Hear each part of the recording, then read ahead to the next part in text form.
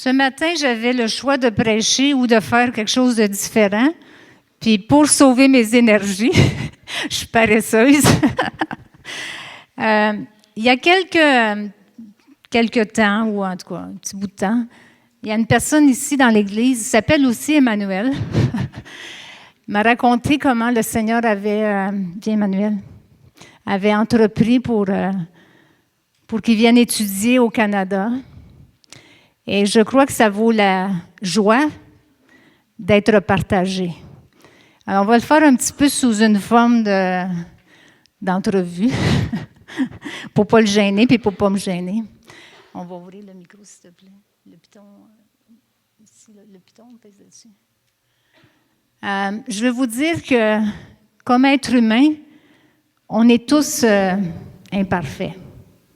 Manuel, il n'est pas parfait, même avec le témoignage qu'il va vous dire, parce que c'est un être humain. Je ne suis pas plus parfaite, puis vous n'êtes pas plus parfait. On est tous sur le même pied d'égalité. Mais des fois, il y a des choses qu'on saisit ou qu'on apprend dans notre marche chrétienne. Ce que mon cœur désire pour nous ce matin, c'est de réaliser qui est Dieu. Il est vivant. Il est vivant. C'est pas juste une croix, quelqu'un qui est sorti de la croix, il est vivant. Dans le moment, là, son oreille est penchée vers nous. Il écoute.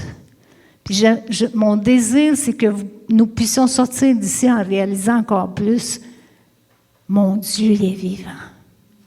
Mon Dieu, il donne la vie. Mon Dieu, il écoute les prières. Mon Dieu, il entend les prières. Mon Dieu, il répond aux prières. Amen.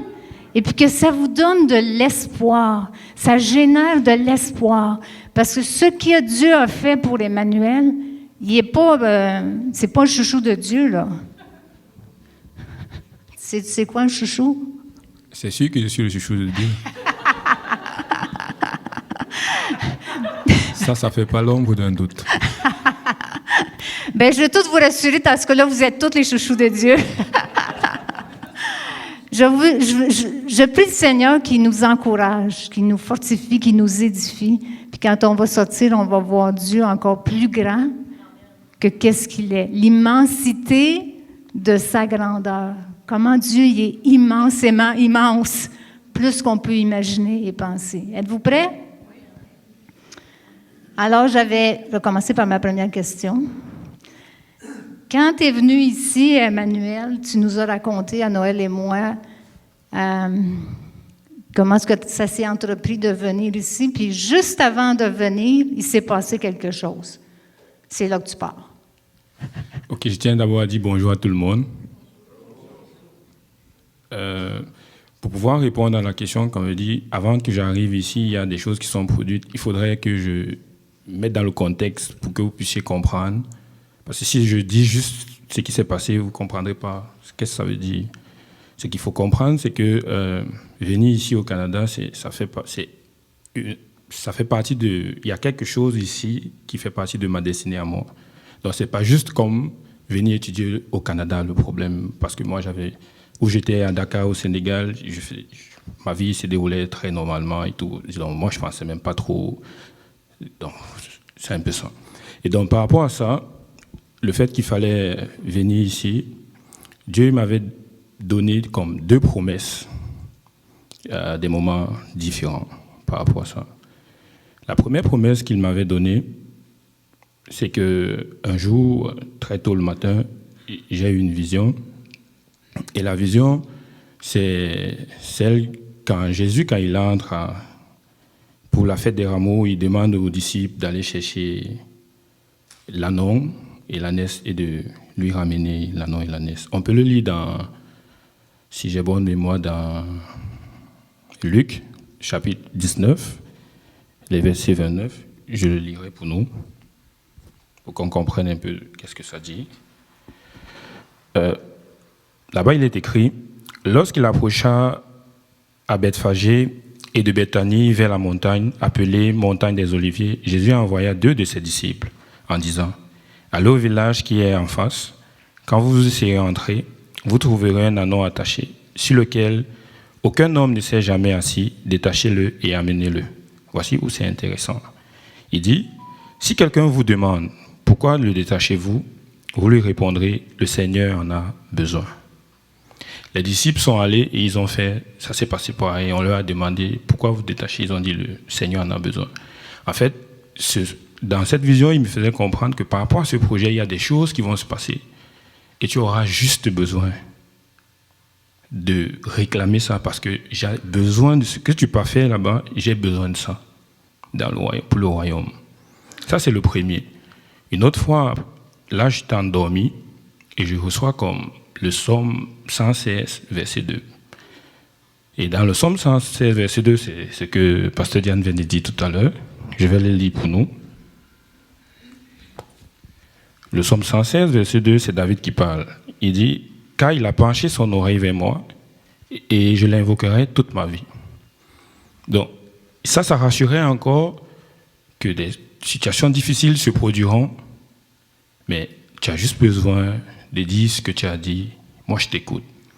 Et je me rappelle que ce matin-là, quand je me suis réveillé, j'ai dit à Dieu, Salomon, il avait demandé la sagesse pour diriger ton peuple. Mais moi, je me souviens que les pèlerins étaient seulement dans les pavis. Dans les pavis, c'est la cour. Ils n'étaient même pas, et à ce moment-là, le temple était subdivisé. On avait comme le lieu saint, le lieu très saint. Mais eux, ils n'étaient même pas dans tout ça. Ils étaient seulement dans les pavis. Et ils ont pu voir que un jour, dans les pavis, vaut mieux que 1000 ailleurs. Et ce matin, j'ai dit, Seigneur, moi, j'ai juste besoin de ta présence et rien d'autre. Et bon, par la suite, j'ai avancé dans ma procédure. Moi, j'avais fait la procédure que j'utilisais, c'était, ils appellent ça volet direct des études. C'est censé prendre 21 jours pour que ton dossier soit traité. 21 jours. Mais il s'avère que ça a pris plusieurs mois. Quelque chose qui devait prendre 21 jours ouvrables, c'est étendu sur plusieurs mois. Ce qui fait que j'ai reçu la réponse de ICC quand l'école avait commencé. L'école était censée commencer le 6 septembre 2022, si j'ai bonne mémoire. Et moi, j'ai reçu comme le mot de IRCC pour donner mon passeport, qu'on appose le visa dessus, le 7 septembre. Et donc, quand je communique avec l'agent d'accueil du collège, du CCNB, elle me dit, mais est-ce que tu pourras être là et tout? J'ai dit, bon, moi je pense que je serai là, il n'y a pas de problème. Mais sauf que le 7, le soir, il était comme 10 heures du Sénégal. Je reçois le message qui me dit que mon admission à l'école a été annulée. Ce jour-là, je m'apprêtais pour aller travailler. J'étais comme, oh, qu'est-ce que ça veut dire ça? Et je me souviens que j'avais juste fait le screenshot de mon téléphone, de mon mail. J'ai envoyé ça à mon ami Félix parce qu'on priait ensemble, on fait tout ensemble. J'ai envoyé ça à mon mentor aussi, parce que j'ai un mentor qui est au Cameroun, Imaman. C'est elle qui m'a accompagné dans la foi quand je suis devenu chrétien. Je lui ai envoyé le message, il n'y a rien dit d'autre, parce que je ne savais pas comment réagir. Je suis allé au travail. Pour ceux qui ne savent pas, moi j'ai un baccalauréat en génie électrique. Et donc là, je travaillais dans une industrie qui faisait dans le cosmétique. Et donc je suis allé au travail. J'ai dit à Dieu, mais je suis tellement triste que je ne sais même pas quoi te dire. À ce moment-là, je n'ai pas prié du tout. Je suis parti au travail. Je n'étais pas vraiment dans l'état émotionnel d'une personne qui pouvait travailler. J'ai fait la ronde.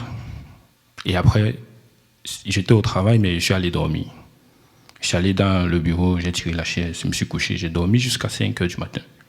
Quand je me réveille, même jusqu'à là, je n'ai pas fait à nouveau ma ronde. Je n'ai toujours pas prié. J'ai dit à Dieu, mais Seigneur, je suis tellement triste que je ne sais pas quoi te dire. Le matin, quand je rentre à la maison, je me suis agenouillé sur mon lit et je pleurais. Je me rappelle, j'ai mouillé ma Bible, mouillé tout, les larmes qui coulaient et tout. Et Dieu m'a rappelé une chose. Il m'a rappelé les promesses qu'il m'avait faites. Et j'ai repris ma Bible, j'ai parcouru les versets que j'ai lus tout à l'heure, celui de Luc, celui de Somme. J'ai vu ce que ça voulait dire et je me suis mis à prier. Et le gars qui a commencé la prière en pleurant était en train de rire. C'est-à-dire que pendant que je discutais avec le Saint-Esprit, je pouvais rire et tout, alors que j'étais en pleurs tout au début. Là, je comprenais déjà ce que j'avais besoin de faire. Et quand puisqu'il y avait des personnes qui me demandaient, mais Emmanuel, par rapport à ça, qu'est-ce qu'on fait? Notamment Félix et mon maman Myriam, dont j'ai mentionné tout à l'heure. Je leur ai dit, vous savez les promesses que Dieu a faites, parce que je partageais tout ce que je recevais avec eux. Vous savez les promesses que Dieu a faites, indépendamment de ce que nous sommes en train de voir avec nos yeux d'homme, on doit avancer conformément à ce que Dieu il a dit dans les promesses qu'il m'a faites. C'est comme ça qu'on a avancé. L'école, quand on essayait d'appeler l'école, ils disaient non, c'est pas possible, tu n'es pas sur le territoire, c'est monté, c'est descendu et tout. Ok, je suis allé retirer mon visa. Il fallait maintenant qu'on paye le billet d'avion et venir. Mais là, ça commençait à être intriguant chez moi. Je disais, mais si je pars et l'agent frontalier me renvoie chez moi, c'est bizarre tout ça. Parce que l'admission que j'ai n'est plus valide, mon admission a été annulée. Si j'arrive, l'agent frontalier, qu'est-ce qui va se passer et tout. J'étais comme indécis, je ne savais pas qu'est-ce qu'il fallait que je fasse, malgré les promesses que j'avais reçues. J'étais comme indécis, qu'est-ce qu'il fallait faire. Félix me dit, mais Emmanuel, toi, tu dois voyager. Il dit, tu arrives là-bas, l'agent frontalier te renvoie, c'est bizarre. Tu pars sans assurance, quelle est l'assurance que tu as? Et tout. Le samedi, parce que moi, j'ai voyagé le lundi 12 septembre, donc dans la nuit du 12 au 13 septembre que j'ai voyagé. Le samedi avant, une amie m'appelle et on discute. Elle me pose des questions par rapport à ça. Et bon, quand je lui réponds, elle me dit, mais Emmanuel, tu sembles ne pas vouloir voyager. J'ai dit, mais voyager dans ces conditions, c'est quand même un gros risque. Et à ce moment-là, elle commence à dire des choses. Elle me dit, le visa que tu as eu, c'est un premier feu vert. Là, mon esprit frémit, j'ai tressailli à l'intérieur de moi. Et je comprends tout de suite que ce n'est pas elle qui parle, mais que c'est Dieu qui l'utilise pour me parler. Et je lui ai dit, j'ai dit, mais là, c'est plus toi qui parles, parce que je comprenais que ce n'est pas un homme qui est en train de me parler, bien que c'était une femme qui me parlait.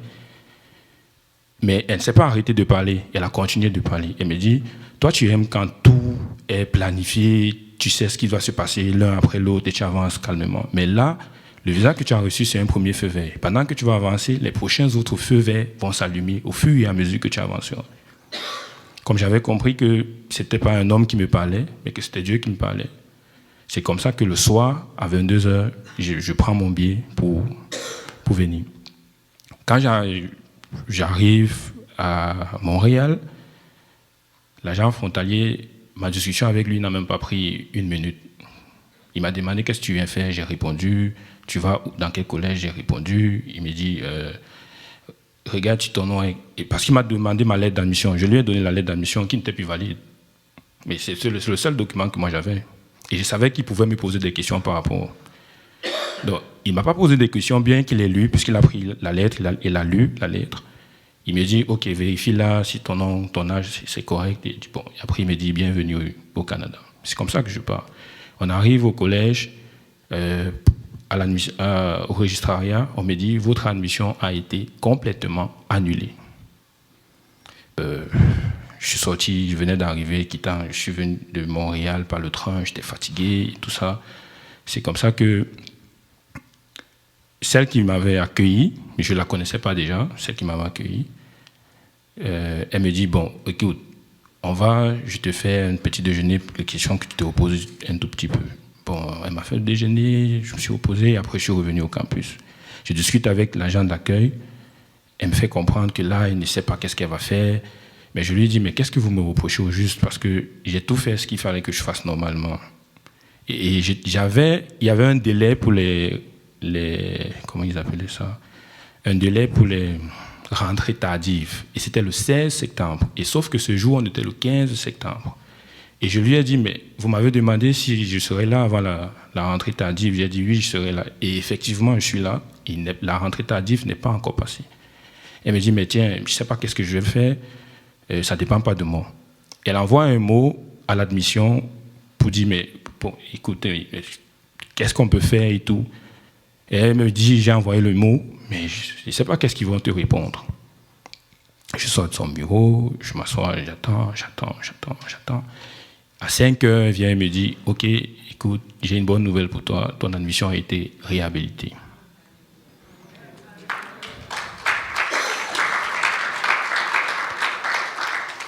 Donc, ça, c'est ça qui s'est passé avant que j'arrive là.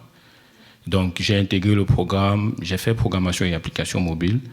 J'ai intégré le programme avec un retard. Mais laissez-moi vous dire, le retard, bien que c'était un programme qui était vraiment nouveau pour moi, je ne l'avais pas fait. Je vous ai dit, j'ai un baccalauréat en génie électrique, je faisais de la programmation, c'est totalement différent. Ça n'a pas eu un problème, j'ai avancé normalement. J'ai gradué dernièrement, le 19 juin, comme tous les autres, avec une mention d'honneur. Et ça, on peut rendre grâce vraiment à Dieu.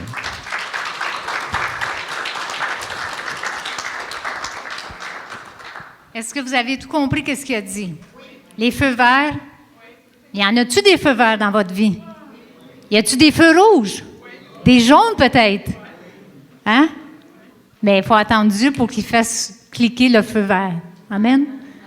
Alléluia. Qu'est-ce que ça vous dit, ça, cette partie-là de témoignage? Fidélité de Dieu. Dieu ouvre des portes aussi. Hein? Dieu entend, Dieu agit. Puis Dieu l'a aidé à travers les frères et sœurs, à travers l'Église.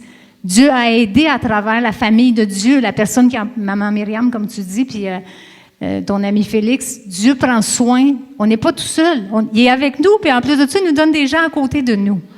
Amen? OK. Êtes-vous prêts pour la deuxième question? Tu m'as raconté après le premier semestre, avant d'entrer dans ton deuxième semestre, tu es allé au Québec. On ne t'a pas vu pendant un bout de temps. Tu nous as manqué.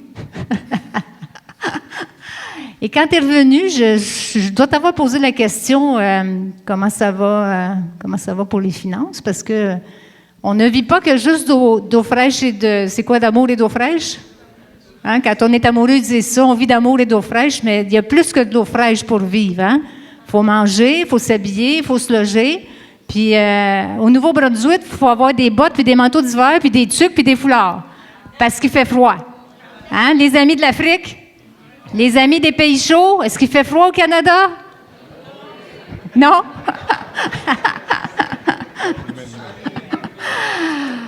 Alors, je veux que vous entendiez l'autre partie, parce que j'ai demandé comment ça va pour... j'ai dû te demander, je ne m'en rappelle pas parfaitement, par rapport aux finances, parce que nous autres, on en a besoin, mais eux autres aussi en ont besoin. Donc, qu'est-ce que tu m'as raconté? Déjà, ce qu'il faut savoir, c'est que quand je suis arrivé ici, durant toutes les 2 années scolaires, je n'ai pas travaillé. Tu n'as pas travaillé? Non, je n'ai pas travaillé. On va se poser, mais comment tu fais pour vivre dans ce Canada sans travailler, sachant qu'il faut payer la facture, il faut payer ci, ça.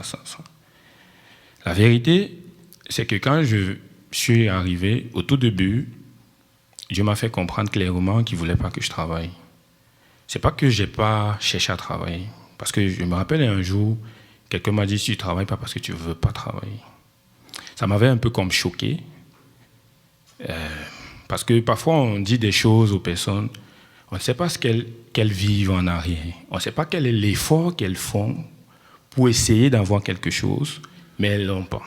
Et toi, tu as la chose, comme on parlait tout à l'heure, c'est respirer, on pense, ça devient naturel, on pense que c'est un acquis. Mais ce n'est pas du tout des acquis. Il y a beaucoup qui travaillent. Je ne sais pas combien vous dites merci à Dieu pour le travail que vous avez.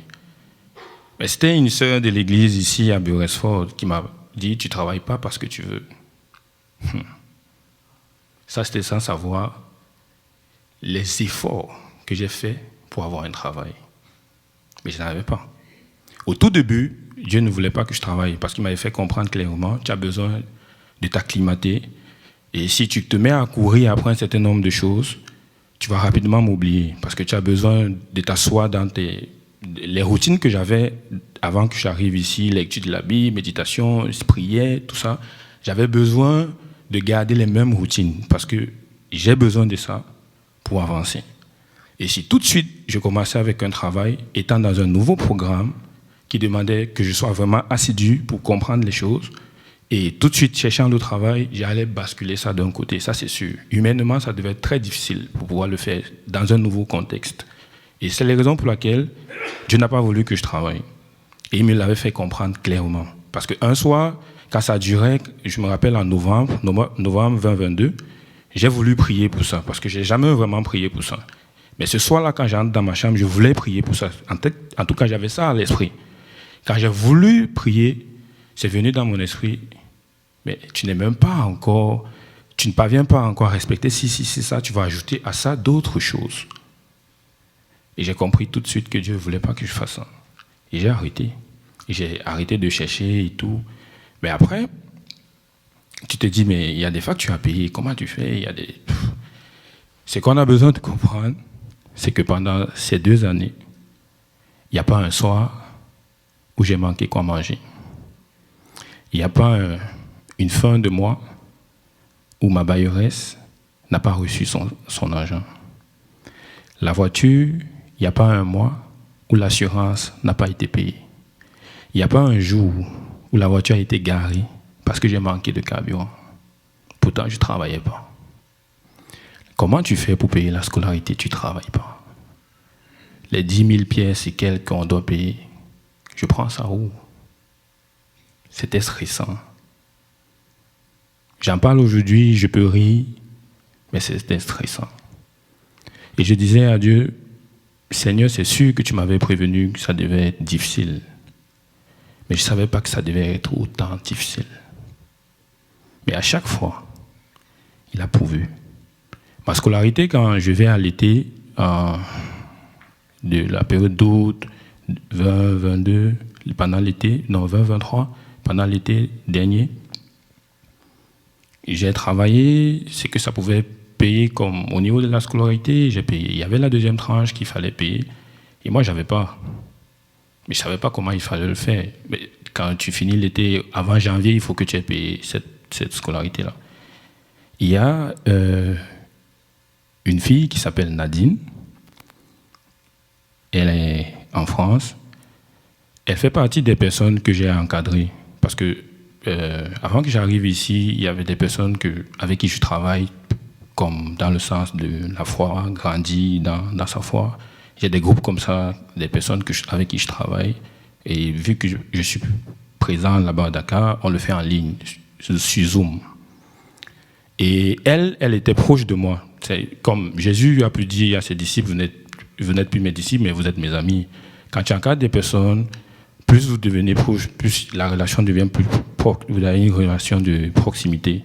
Donc, avec elle, je pouvais partager, avec combien d'autres, je pouvais partager les difficultés que j'ai, les faiblesses que j'ai et tout ça.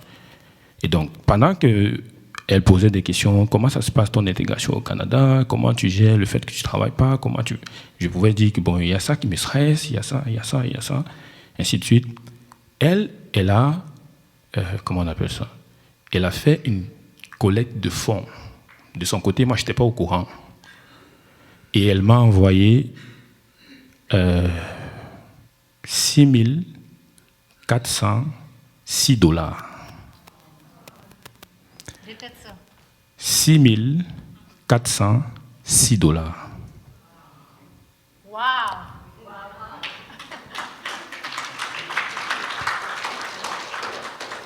Ce n'était pas un prêt. C'était sa contribution.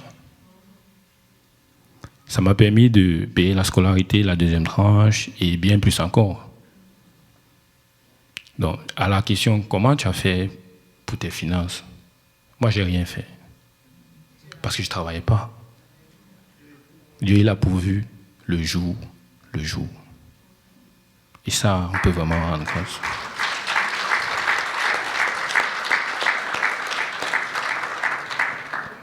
Qu'est-ce que ça vous dit à vous qui avez peut-être la misère à rencontrer les fins de mois? La misère à mettre toute l'épicerie que vous voulez sur votre table. Qu'est-ce que ça vous dit à vous? Ça vous parle de qui? Comment grand est Dieu? Comment Dieu est fidèle. Dieu est fidèle. Je prie que ce témoignage, j'ai une autre question, là, mais je prie que ce qu'on entend, ça enlève les œillères de nos yeux. Qu'est-ce qui nous aveugle? Qu'est-ce qui nous empêche de voir qui est Dieu? Comment Dieu est grand? Comment Dieu, c'est un papa qui est tellement paternel, tellement papa, tellement prendre soin de ses enfants. Ce matin, j'étais ici avant que les gens arrivent, puis j'ai compris que Souvent, quand on se retrouve dans la présence de Dieu, on est comme un enfant. Je suis toute seule qui est comme ça? On est comme un enfant. On est rarement un adulte. En tout cas, peut-être d'autres, là, mais j'ai compris que c'est la meilleure place à être comme un enfant parce que ça nous permet de voir que Dieu est plus grand. Bien plus grand que tous nous autres. Tu sais, un petit enfant qui regarde, il est grand le papa, il est grand la maman, là. Mais nous, comme un enfant, quand on est dans la présence de Dieu, quand on se voit comme un enfant, quand il nous fait voir comme un enfant, ça nous montre, ça nous aide à voir la grandeur de Dieu, la splendeur de Dieu. La semaine passée, je vais ajouter un petit témoignage. La semaine passée, quand j'étais encore en convalescence, à un moment donné, quelqu'un m'a demandé quelque chose, puis ça m'a dérangée parce que je n'étais pas en état de le faire. Je me suis couchée, puis là, j'ai même pas prié. Des fois, quand on est malade, vous allez me pardonner, même si je suis un pasteur, on n'a pas la force de prier. Mais dans notre cœur, on est en communion quand même avec le Seigneur. Puis j'étais en communion avec le Seigneur, puis j'ai eu une image. J'aime les images, comment est-ce qu'il y en a qui savent que j'aime les images, ça me parle beaucoup. Puis je me suis vue, une petite fille, puis Jésus était là, à côté de moi, puis il me couvrait comme ça. Il me couvrait, puis là, j'ai dit... je suis à la gauche de Jésus, puis après ça, c'est pas ça, c'est comme c'est Jésus qui est à ma droite. Ça m'a fait du bien, ça m'a fait du bien, ça m'a fait du bien de le voir plus grand que qu'est-ce que je vis, plus grand que qu'est-ce que je suis, plus grand. Si vous avez des difficultés avec votre portefeuille, rappelez-vous avec le témoignage d'Emmanuel, Dieu est plus grand que tout ça. Puis tout l'or et l'argent appartiennent à Dieu. Puis Dieu est capable. J'ai entendu un témoignage cette semaine, c'est extraordinaire. C'est dans une église où c'est que dans l'Amérique du Sud, où ce que les gens étaient au bout des sous, puis ils ne pouvaient plus payer pour le loyer pour l'église. Puis ils ont commencé à prier, puis ils ont dit à Dieu, c'est à toi qu'appartient l'or et l'argent. C'est à toi qu'appartient l'or et l'argent. Ils ont prié toute la soirée. Alentour de minuit, ils continuaient à prier. Believe it or not, de la poussière d'or a commencé à tomber dans l'église. De la poussière d'or a commencé à tomber dans l'église. Ils l'ont ramassé, puis ils sont allés les faire évaluer, puis ils ont payé l'église, puis l'église leur appartenait après. C'est-tu pas Dieu, ça?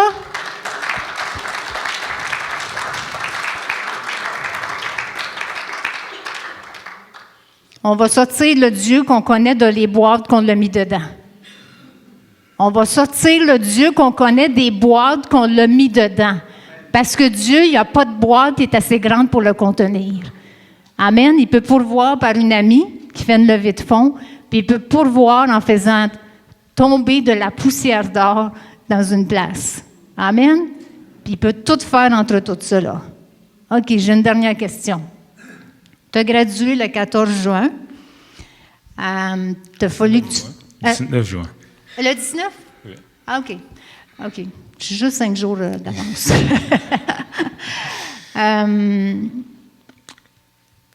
Tu devais faire un stage. OK. Il s'est passé aussi des choses par rapport à ton stage. Tu veux raconter?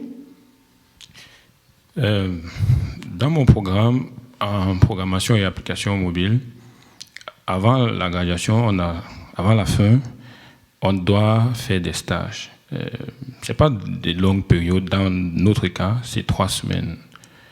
C'est à chaque étudiant de chercher l'endroit où il fera le stage. C'est sûr que l'école nous aide en nous donnant des pistes parce qu'il y a beaucoup d'internationaux, on ne connaît pas l'endroit, on ne connaît pas c'est quoi les entreprises. On nous donne comme des listes d'entreprises où on peut appliquer. Et quand on le fait, vous imaginez, dans mon programme, on était 25. Vous imaginez qu'on donne une liste pour 25 étudiants. Ce n'est pas évident, parce que sinon vous allez appliquer comme tous dans les mêmes endroits et tout. Donc c'est assez stressant, tu ne connais pas le lieu, tu ne connais pas les endroits, mais il faudrait que tu demandes un stage. Et c'était un peu délicat cette année, parce que j'ai des camarades de classe qui ont reçu des refus qui font peur. Déjà, vous n'êtes pas qualifié. Vous imaginez, tu demandes pour un stage et on te dit que tu n'es pas qualifié. C'est justement ça le but d'un stage, c'est que tu n'es pas qualifié. Et on te dit que tu n'es pas qualifié. Ça fait peur. C'est vraiment stressant. Moi, où j'ai appliqué pour le stage, ce n'était pas déjà dans la liste qu'on nous avait donnée. C'était un Web Solutions à côté. Quand moi j'ai appliqué, ils m'ont appelé pour une entrevue. Et quand je viens à l'entrevue était... J'ai jamais passé une entrevue comme ça. J'ai eu la réponse avant l'entrevue. Je vous explique. Quand moi j'arrive, les RH, après m'avoir salué, déjà c'était en anglais, et je ne suis pas trop à l'aise en anglais. Je me débrouille en anglais, mon anglais il est médiocre. Et donc, je suis plus à l'aise en français. Mais c'était en anglais, l'interview. Quand elle m'a salué, elle me dit d'entrée de jeu que je vais te dire, mais on n'a pas de place à t'offrir ici. Si tu trouves mieux ailleurs, il faut partir. J'ai dit, what? C'est-à-dire que je viens à une entrevue, je salue les RH, tout de suite elle me donne le résultat de mon entrevue. On n'a pas encore eu l'entrevue. J'ai dit, mais Seigneur, c'est pas possible ce truc. J'étais comme abattu dans mon esprit, mais j'ai dit, mais Seigneur, allons-y, on va faire quand même l'entrevue. Je m'assois, je discute avec elle. Bon, il y avait des choses je lui ai dit que mon anglais, j'apprends. Donc, si j'ai du mal à dire des choses, est-ce que je peux le dire en français? Elle dit, ok, c'est correct. Donc, l'entrevue, elle disait des choses en anglais, quand elle se rendait compte que je ne percevais pas très bien ce qu'elle disait, elle essayait de le dire en français. Elle ne parlait pas vraiment français, mais elle se battait. C'est comme ça que ça s'est passé l'entrevue.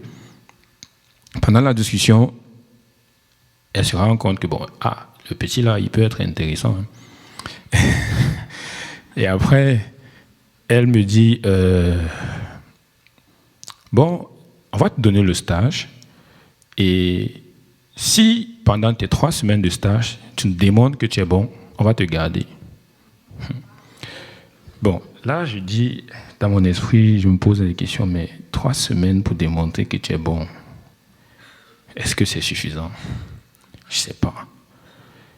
À la fin, elle me réitère encore que, mais si tu trouves mieux ailleurs, il faudrait que tu partes parce qu'on n'a pas de poste de programmeur de disponible.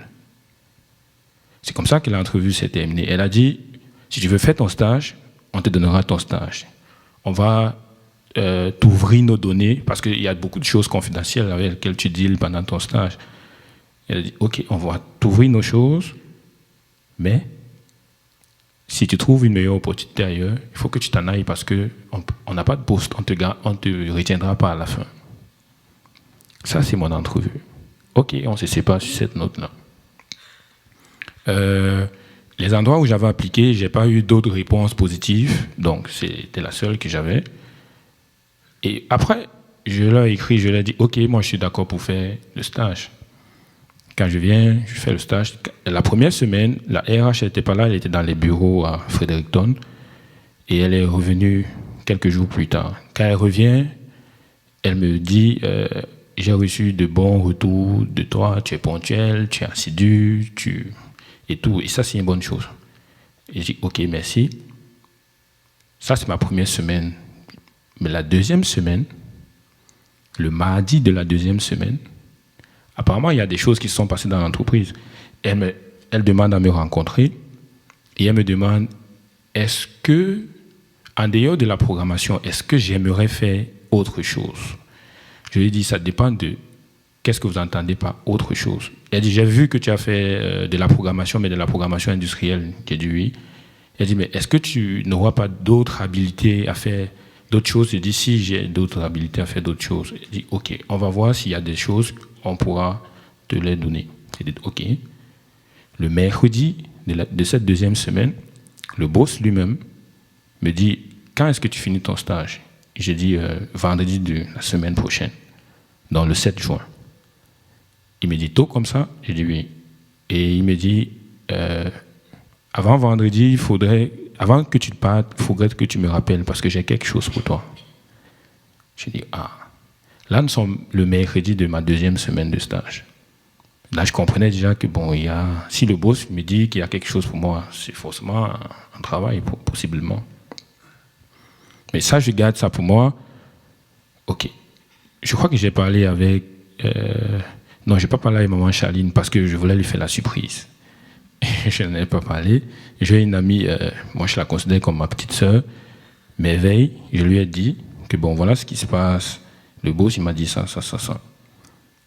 Et bon, le vendredi, le 7 juin, qui était le dernier jour de stage, la 3e semaine, le matin, quand je suis arrivé, puisqu'il fallait qu'on fasse des notes pour l'école avant 12 heures.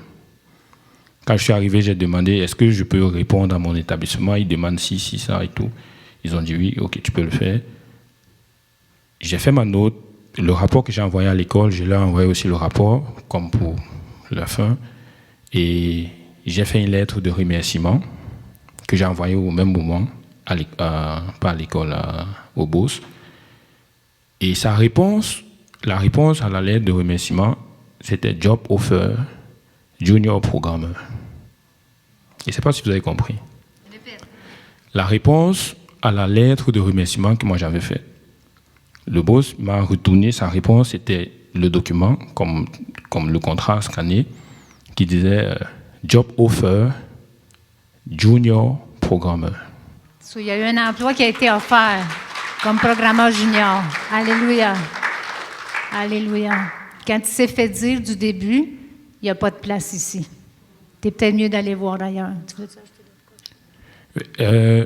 Bon, ce qu'il faut savoir, c'est que ce n'est pas encore du temps plein. Je suis en probation. J'ai eu une période de probation qui va se terminer en septembre. Et là, ils me diront s'ils me gardent vraiment ou pas.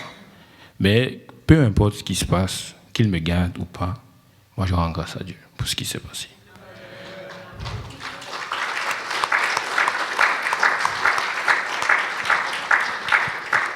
Qu'est-ce que ça... Et pour terminer, la RH Erika, qui m'avait dit tu trouves mieux ailleurs, il faudrait que tu partes. Ce jour, quand je discute avec le boss, quand il me donne cette offre-là, parce qu'on a discuté, on a échangé, est-ce que je voulais pas, qu'est-ce que je souhaiterais et tout. Elle s'est excusée. Elle a dit que, sincèrement, elle s'excuse pour ce qu'elle m'avait dit ce jour d'entrevue et tout. Moi, j'étais juste comme...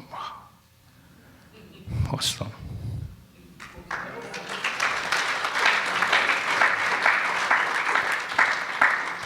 Qu'est-ce que ça vous dit, cette dernière partie de témoignage? C'est lui qui a les derniers mots. Qu'est-ce qui a dit ça, là? C'est lui qui a le premier et le dernier mot. L'alpha et l'oméga. Amen. Quoi d'autre? Quoi d'autre ça vous dit? Amen. Puis quand des portes ont de l'air fermées,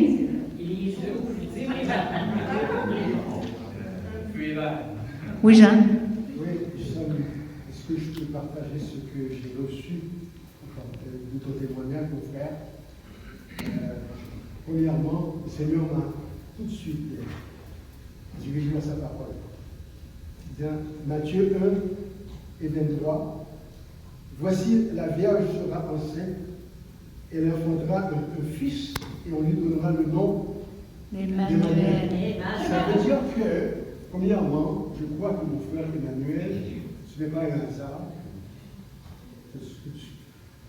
Ton histoire, tu vois, ton expérience. Premièrement, tu peux être sûr que d'ici jusqu'à ce que tu parles de cette terre, le Seigneur va t'utiliser pour nous rappeler à l'Église qu'il est le Dieu qui est avec nous. Ne sois pas surpris que ça va faire partie de ton témoignage sur cette terre.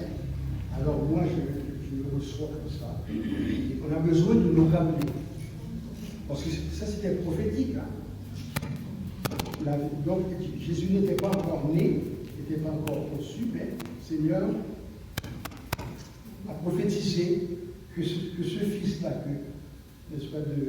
que Marie allait enfanter, ça s'appellerait Emmanuel. Et ça, c'est des noms de Dieu. Alors, ne sois pas surpris, mon frère.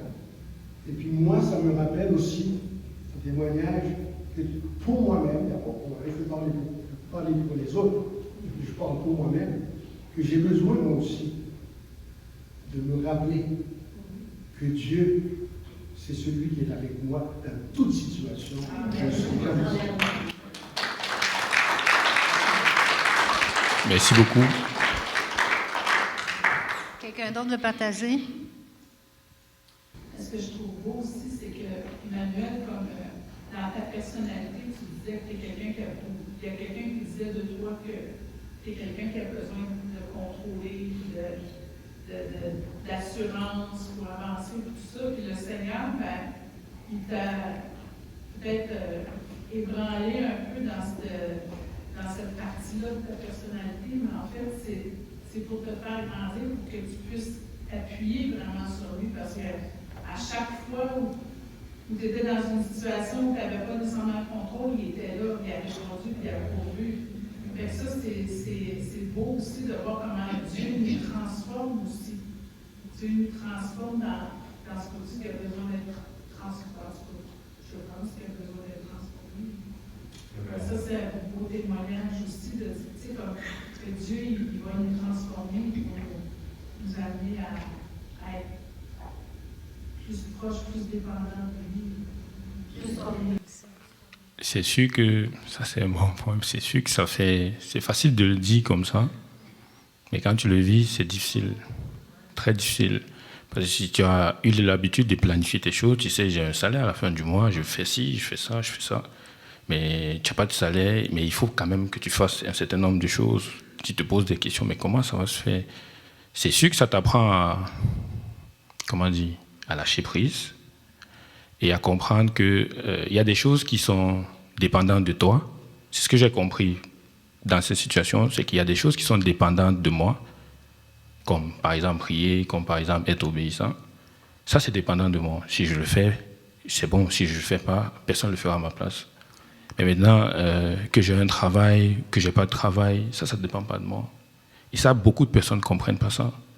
On se dit que parce que j'ai un bon niveau scolaire, je suis intelligent, mais quand tu dis même que tu es intelligent, par rapport à quoi tu penses que tu es intelligent? Par rapport à quoi tu penses que tu mérites un poste plus qu'une autre personne? Rien. Il n'y a vraiment rien. Mais c'est difficile quand tu vis ces choses-là. Et moi, j'ai dit que moi, j'ai vécu comme un... Comment on appelle ça? Tu vois, les bergers de Dieu, ils vivent souvent... Ils n'ont pas de salaire, généralement, pour la plupart. Ou bien, ils vont dépendre de la communauté, de ce que fait la communauté.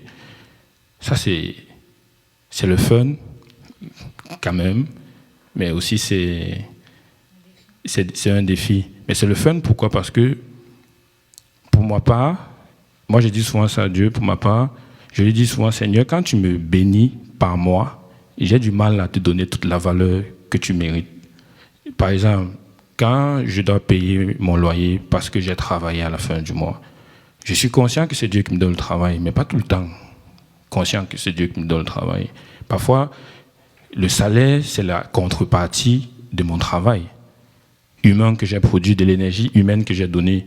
Et je ne vois pas que Dieu a mis tout en place, tout un système pour que je puisse travailler. La santé, c'est un bon nombre de choses. Il m'a évité les accidents, il m'a donné tout un tas de choses qui se mettent en place pour que moi je puisse travailler.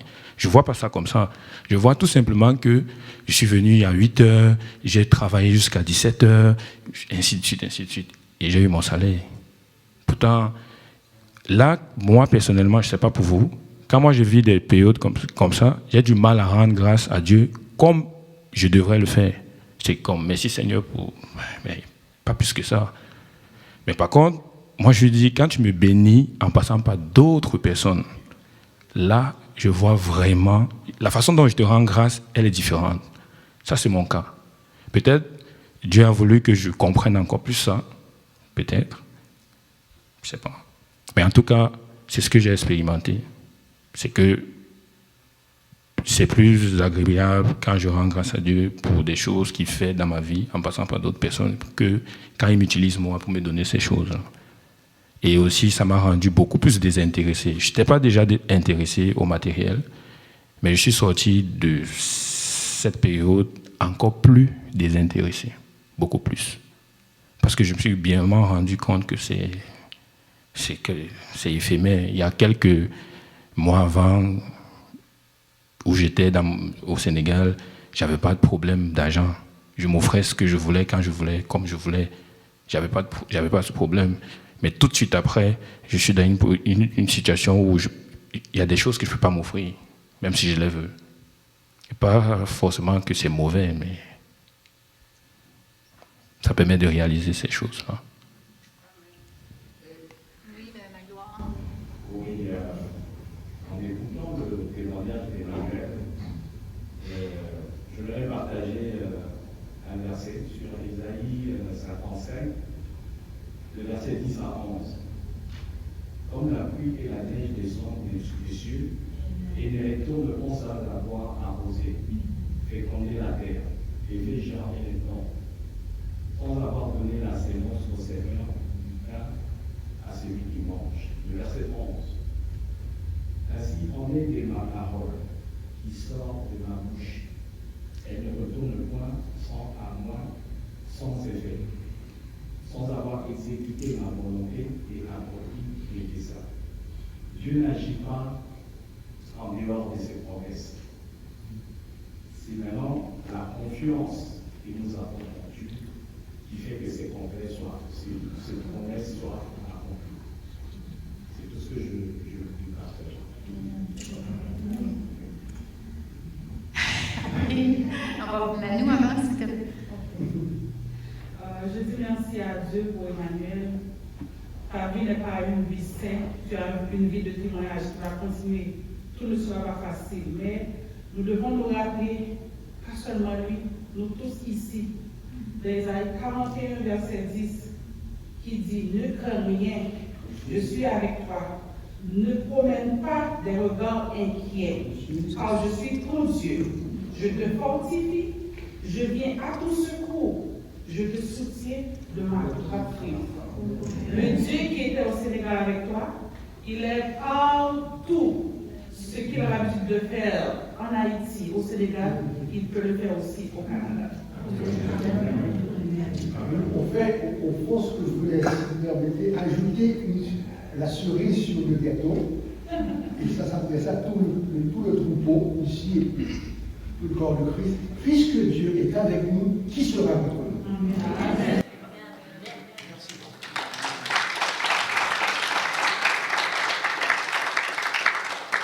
Je remercie Seigneur pour ce matin, pour ton témoignage. Je remercie Seigneur pour votre écoute. Et je voudrais terminer, pas juste qu'on sorte d'ici après avoir entendu un bon témoignage. J'aimerais qu'on prie.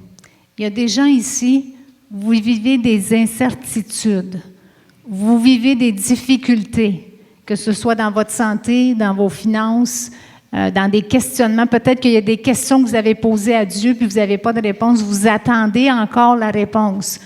Avec le témoignage qu'on a entendu, on sait que Dieu est à l'écoute, que Dieu entend, que Dieu répond. Amen? Alors, j'aimerais savoir, y a-t-il des gens ici, peut-être Jacques, tu peux venir jouer doucement, je ne sais pas quoi, là, le piano, faire un fond musical. Il y a peut-être des gens ici que vous aimeriez qu'on prie pour vous. Puis c'est Emmanuel qui va prier parce que lui, son témoignage, si ça est arrivé à lui, ça peut nous arriver à nous. Puis ça, c'est prophétique. Si c'est arrivé à Emmanuel, même si je vais contredire ce que tu as dit, il n'est pas le chouchou de Dieu. Parce qu'on est tous des chouchous pour Dieu. On est tous ses enfants bien-aimés, beloved, les bien-aimés de Dieu. Est-ce que ce matin, il y a quelqu'un de vous qui a besoin qu'on prie? Je vais vous demander de se lever. Je vais demander d'avancer en avant, puis Emmanuel va prier pour vous.